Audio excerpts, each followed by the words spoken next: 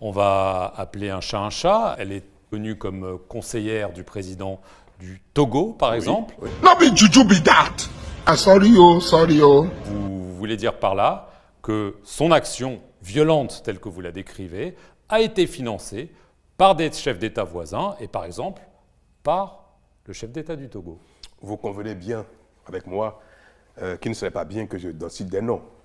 Mais vous avez parlé de chefs d'État tout à l'heure. Cela suffit.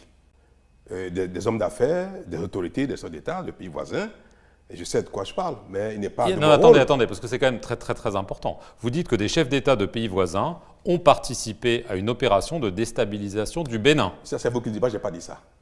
Vous dites... Est-ce que quand des autorités étrangères, même des chefs d'État, appuient un candidat, financent même éventuellement même un candidat, est-ce que leur implication va jusqu'aux actes criminels que ceux-ci pourraient commettre?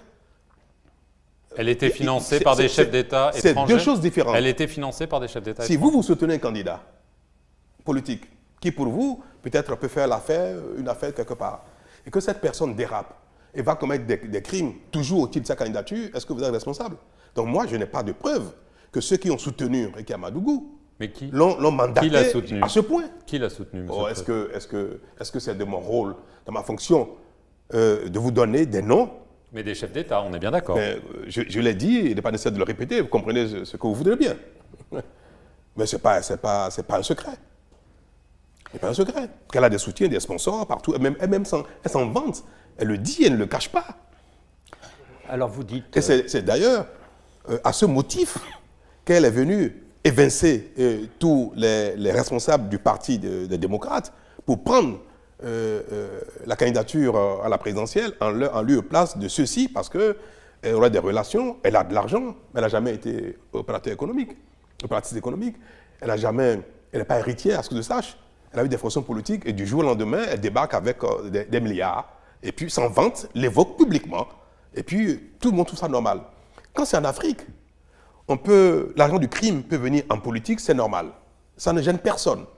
Et quand l'argent du crime arrive, tout ce que l'agent de crime peut continuer de faire, peut occasionner, peut engendrer, peut instiguer, qu'on sort, personne ne s'en préoccupe.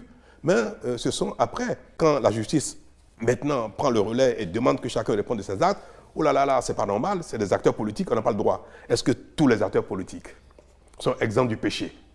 Est-ce qu'un acteur politique, vous ne savez pas, vous, qu'il y en a qui sont des criminels, des trafiquants de drogue, des pillards de leur pays?